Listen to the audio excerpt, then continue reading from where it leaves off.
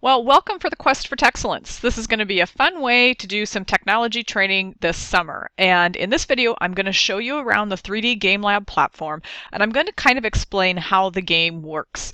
So in this Quest, you had the option of downloading a Google spreadsheet, which is your roadmap for the Quest for Techcellence. But before I get into that, I want to show you an overview of how this is laid out. Now, the Quest for Techcellence is going to have some required quests in it and some optional quests.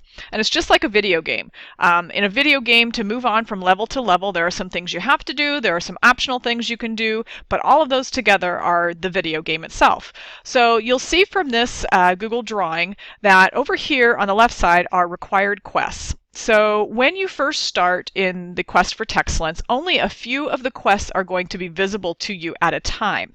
So in order to do this, you have to complete the Welcome to the Movement quest before the Tools of the Game quest will come up. And that's to kind of dip your toe into the water and make sure that you're not overwhelmed at the beginning. So once you complete this noob quest chain, the digital citizenship quest chain will open up for you. Once you complete the digital citizenship quest chain, the coding quest chain will open up for you. Once you complete the coding quest chain, then all of these optional quests will be open for you, and you can pick and choose what you need to do based on what you need to learn. So for example, maybe you already know how to take a screenshot, then you don't have to do any of this quest. But maybe you have never done a screencast before, so this is a quest that you want to do. Or you've never created a Canva before, this is a quest that you want to do. Everything over here on the right side listed in this kind of pinky color are optional. You choose based on what you need to do. The quest asked you to download or open this Quest for Techcellence roadmap for players, and this is just for you so that you can see an overview of all of the quests that are available and the order in which they're intended to be completed, because once you complete this these three quests here, all of these quests will open. And the way 3D Game Lab is organized, it's organized in alphabetical order. So if you're like me and you want to know specifically which order was intended to complete the quests, then this Quest for Techcellence roadmap will be helpful to you. So you can see here the quest name, how many points it's worth, and if there's any prerequisites. So in order to get the Tools of the Game quest, you have to complete Welcome to the Movement. And you can kind of see that's how that's scheduled. So once you finish all three of these first quests, Noob, Digital Citizen, and Coder, all the remaining quests will open. You can use this as a checklist. You'll need to make a copy of it, and you can either print it out if you want to, or you can just use this column here and check off what you have completed. So this tells you the order in which the quests were intended to be completed. That doesn't mean that's how you have to complete them. You can complete them in the order that you prefer. So let's take a look at 3D Game Lab now. I've gone ahead and logged into 3D Game Lab as a student so that you can see what that looks like. You'll notice at the top you have your player tag, and that's what you set up when you start the quest, when you create your account. Now you can put your real name in here, you can put a gaming name in here, that's totally up to you when you set up your account. But that is your 3D Game 3D Game Lab game tag. And that's what you'll be referred to in the game. You can see over here that it tells me how many XPs I have received so far. You can see down here, these are the quests that I have completed. Now, I've already gone ahead and done some quests so that you can see what that looks like. You can see I have one quest that I have not started yet. I have one quest that is in progress, and actually this quest needs attention, and we'll come back and look at that in just a minute.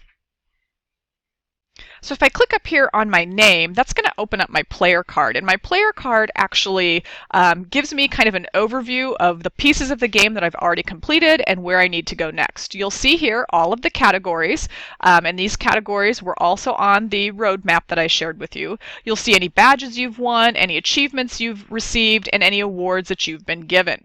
You'll also see any recent activity in your account, the quests that you've completed, quests that were accepted, when you rank up in the game, and over here you'll see the quests that you have in progress. So this is just a really nice overview, a snapshot of what you've done in the game so far. That's your player card, and you access that by clicking on your name at the top of the screen.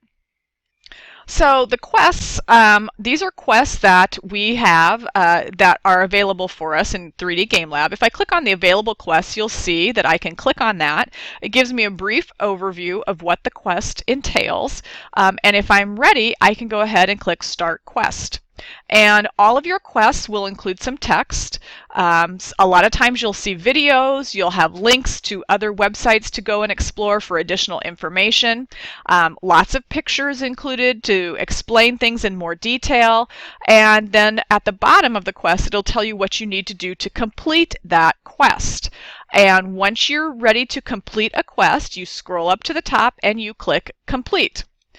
Again, you'll see the directions for completing this particular quest, what you need to do.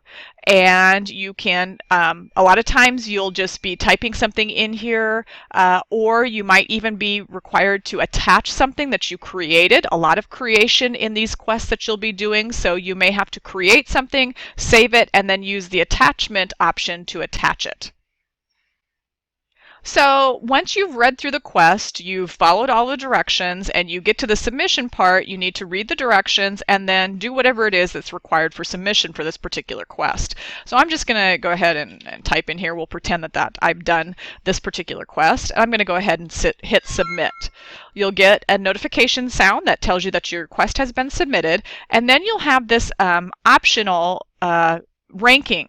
So what you need to do here is put in approximately how much time it took you to complete the quest. And this is helpful because then as other people are joining the game, other players can see about how much time was taken to complete that quest. So let's say you're working through quests and you maybe only have 15 minutes to do something. You can actually sort the quest based on the amount of time that other players have taken to complete the quest and find a quest that will work for that amount of time that you have. You can also rate the quest, give it a rating, and then you can go ahead and submit that. Now you want to do this because you can earn some additional rewards for completing these submission options. So now we can see that quest has moved over into the completed category, and then I received that many XP for completing that particular quest. Now if we go back to in progress, we'll see that we have an option, a quest that needs attention. So if I click on that, we can see that I didn't really do what I was supposed to in this quest. So as the instructor, or as the head gamer, I guess you'd say, in the quest, I can review all of your quests. If you didn't do what was required in that quest, or it wasn't the correct thing, I can return a quest to you to resubmit again. So here I say you need to submit the link to your post, please see directions and submit again.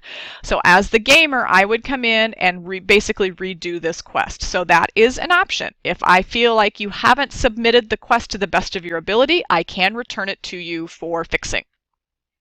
So again, our quests are arranged in alphabetical order, but we can, if we can choose to sort that in alphabetical order. We can choose to sort quests by the number of XPs that are available, by the average time, and remember, this comes from when you rate the quests when you're done at the end of them. If you put in about how much time you took, then we'll see an average time listed here for these quests. I can sort by rating, so people who rated quests really highly, maybe I want to do those quests. I can sort by category, or I can sort by date completed. So those are the sorting options for your particular quests. Now if we take a look over here on the left-hand side, we'll see that we also have a rewards tab.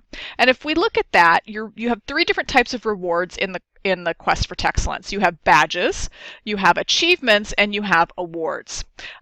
The badge, you can see I've earned one badge. All of the rest of these badges are available for me to earn, and if I want to know what I need to do to get that badge, if I click on Digital Citizen, it tells me that these are the requirements to complete the Digital Citizen badge, and I get 50 more XPs for completing this particular badge.